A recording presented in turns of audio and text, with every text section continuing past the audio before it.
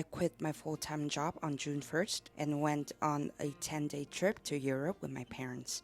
After I left the Netherlands in 2020, I've made a commitment to save up and bring my parents to Europe one day, and it's amazing that this trip happened way sooner than I expected. Now that I'm back from this trip, I'd like to share with you the lessons that I've learned. There's a life outside of work. When you're starting out, it's easy to get swept up in the constant grinding and proving your worth at your 9 to 5. Sleepless nights, negatively affected relationships, and compromised mental health are sacrifices you thought you needed to make to earn respect from your employers and coworkers. And I realized it's a privileged thing for me to preach about, considering I'm showing you footage of my Europe trip. But this fancy trip cost me what grinding and hustling is probably costing you. I get it, we all need to be financially independent, to have a roof over our head, to have a car and other symbols of status. But it's tiny moments like breathing in the air, feeling the wind in your hair, and sitting in the presence of your loved ones that make a wonderful life. And you don't need to quit your job if you think there's still room for growth, and travel far away to recognize that. You don't have much time left with your parents. This paragraph from a Big Think article has not left my mind since I stumbled upon it. Let's assume your parents are in the mid-60s, and let's assume you see them 4 times a year, such as at birthdays, during the holiday season, or at special events like weddings. Working on an average life expectancy of around 80 years, that means you will only see your parents between 50 and 60 more times. Depending on the length of each visit, that could be as little as 2 months worth of time. 2 months, 60 days. Now that doesn't sound right. The reason why our family took this 10-day trip to Europe was because my mother had just retired on June 1st, and she had always wanted to travel the world before her health deteriorated. As a 24-year-old, the fact that I only have 2 months worth of time with my parents sounds ridiculous. My parents are incredibly healthy for their age. They exercise regularly and are extremely conscious of their food intake and are pretty emotionally independent.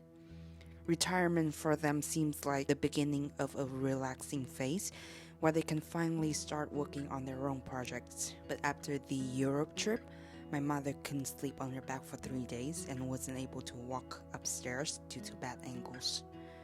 That's when I understood time isn't on my parents' side, and I really don't have as long with my parents as I thought.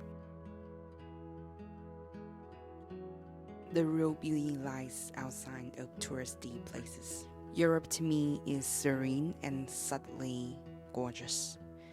It doesn't have to tell you it's beautiful. You just come and experience its innate charm, which lies in the most mundane activities. You can try walking under the blue, cloudless sky, feeling the breeze caressing your face, and hearing only birds chirping or the occasional church bell ringing. Or you can try interacting with local people using their language, asking them what they love about the town, and hearing them chatting away passionately. My favorite thing to do though is find a rooftop bar or anywhere that has a balcony, take a sip of rosé beer, and watch the city bathe in the sunset glow. Now that's the real magic. I didn't really miss Europe. When I left the Netherlands nearly 3 years ago, I swore I would come back. It's been years and I still remember vividly the road I walked daily, the smell of freshly baked bread in the early morning coming from a nearby bakery, and the sound of seagulls at sunset when everybody was rushing home and the streets grew quiet. I longed to be back. But once I did, Europe didn't feel the same. It felt crowdier and stranger. And I thought, maybe the memories I hold dear do not revolve around one specific place or town. They are centered around the friends that made my short college life unforgettable, the people who need only a few words to understand what I'm trying to convey. Or maybe after 3 years, I've also changed. Everywhere I went, I could only see the remnants of my carefree self who wasn't bogged down by anxieties and fears of navigating through the chaotic and calculated world of adults without losing herself in the process. So I guess I didn't really miss Europe. I just miss the old me and the people I was with back when we weren't bothered by the weight of life.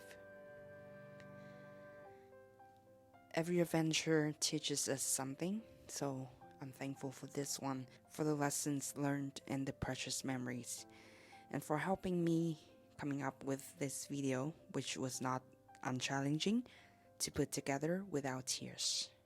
Thank you for watching, and I hope this video has given you comfort.